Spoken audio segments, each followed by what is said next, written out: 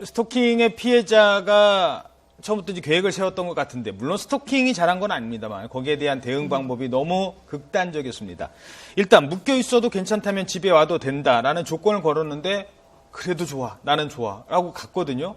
이 부분에 대한 어떤 동의를 받고 들어왔다 하더라도 살인의 의도가 있었다고 봐야 되는 거죠? 동의를 받았다 하더라도. 우선 지금 이 40대 남성이 20대 여성을 굉장히 좋아했어요. 그래서 이제 집에까지 찾아왔는데 이 여성이 이제 계속 들어오지 말라고 하면서 이 여성이 한 말이, 그럼 만약에 우리 집에 들어오게 해주면 당신을 묶어두겠다. 그래도 들어오겠느냐 했더니 이 남성은 아무래도 여성을 너무 좋아하다 보니까 그래 괜찮다. 그래, 설마 묶어놓고 뭔 짓 하겠어? 설마 나를 묶어도 나를 들어가게만 해준다면 나는 괜찮다 해서 들어왔고요. 들어와서 그 남성의 동의하에 여성이 창틀에 이 남성을 묶었는데 여기까지는 사실 아무 범죄가 아닙니다. 이제 이 다음에 이제 둘 사이에 어떤 대화가 오갔는지는 아직 이제 크게 밝혀지지는 않았는데 아마 여성이 이제 더 이상 나를 쫓아다니지 말아라, 나를 더 이상 괴롭히지 말아라라고 아마 계속 이야기를 했을 거고요. 40대 남성은 6개월간 여자를 쫓아다녔어요. 그러니까 거기에 대해서 알겠다라는 것보다는 그래도 계속 나를 만나달라라고 하면서 서로 옥신갈신했던 것 같고요.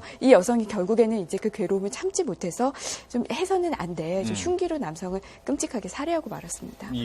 그러니까 아무리 자신이 스토커로 인해서 그 피해를 받았다고 하더라도 그래도 살인죄가 면해지는 건 아니죠. 그렇죠. 죄책은 그러니까 그대로 져야죠. 우발적이냐 우발적이지 않았느냐, 계획적이었느냐, 이제 이 부분인데 묶어놓기만 하고 하려는데 이 남자가 그래도 막 쫓아온다고 하고, 그래도 나는 너를 끝까지 놓지 않을 거야 이러니까 찔렀다고 하는 건지, 아니면 처음부터 살인의 계획이 있었는지. 저는 묶여놓고 위협하면서 포기해라, 아마 위협했을 것 같아요. 그럼에도 불구하고 이 남자는 설마 이 남자가 과연 나를 찌르겠느냐 이렇게 방심했던 것 같아요. 근데 실제 여자는 이제 그만 자기를 포기할 줄 알았거든요. 묶여까지 놓고 위협까지 했으니까. 그런데 이 남자가 계속 사랑한다 이렇게 하니까 아마 우발적으로 죽일 생각은 없었는데 죽이지 않았을까, 저는 그렇게 생각합니다. 자, 40대 남성이, 숨진 남성이 평소에 어느 정도의 문자를 보냈냐면요, 하루에 많을 때는 10여 차례를 보냈다고 합니다. 저렇게 이제 보고 싶다, 이런 문자들을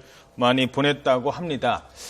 집 앞에서 서성이는 B 씨가 결국 경찰에 신고를 한 적도 있었다고 합니다. 너무 집 앞에 있으니까요. 이런 식으로 계속 했다고 하는데, 자, 오죽하면이라는 표현을 써서 이 사건을 해석할 수도 있겠습니다만, 그래도 그건 아니지라는 표현.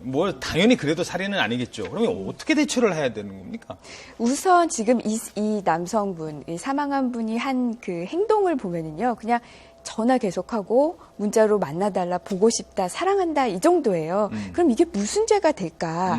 특별히 뭘 협박하거나 이 여성에 대한 어떤 명예를 훼손하거나 이런 건 보이지 않거든요. 사실 요 정도는, 그러니까 지속적 괴롭힘에서 경범죄 처벌법에 의해서 많아야 벌금 10만 원을 받는 정도입니다. 그럼 이제 해당 여성은 이 사람을 고소해봤자 이 사람은 벌금 10만 원 정도 받으면 끝이에요. 그러니까 실질적으로 할 수 있는 거는 법원에다가 접근금지 가처분 신청을 하는 겁니다. 100m 이내에 접근하지 말고, 문자하지 말고, 전화하지 말고, 이 정도. 만약에 그걸 지키지 않을 경우에는 위반 행위당 1회당 100만 원 이런 정도의 그 결정문을 받는 것 외에는 사실 이 피해자 여성이 할 수 있는 거는 없어요. 저는 만약에 경찰에 이 여성이 신고를 했을 때 경찰에서 과연 어떻게 해주겠느냐, 이런 신고.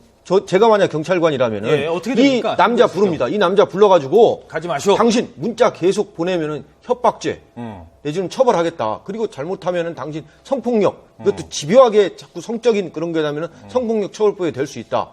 저는 그렇게 해줄 겁니다. 아마 지금 이러한 신고를 했을 때 아마 경찰은 고소해라, 또는 법원에 가서 접근금지 가처분해라, 또는 통신제한 조치 이거 하면 얼마든지 받아줄 수 있다, 민사적으로 해결해라, 그리고 이거는 10만 원 이하 경범죄이기 때문에 아무 의미가 없다, 이렇게 답변해 주지 않았나. 저는 피해자 보호가 뭡니까? 이러한 경우에 좀 가해자 불러가지고 경찰관이 좀 강하게 경고성도 하고 그렇게 좀 해줬으면은 이 사고를 미연에 방지할 수 있지 않았나, 그런 생각을 해봅니다. 알겠습니다. 자, 비극으로 끝난 스토킹이었습니다. 스토킹으로 피해를 당하시는 분들도 많습니다만 극단적인 선택은 아닌 것 같습니다.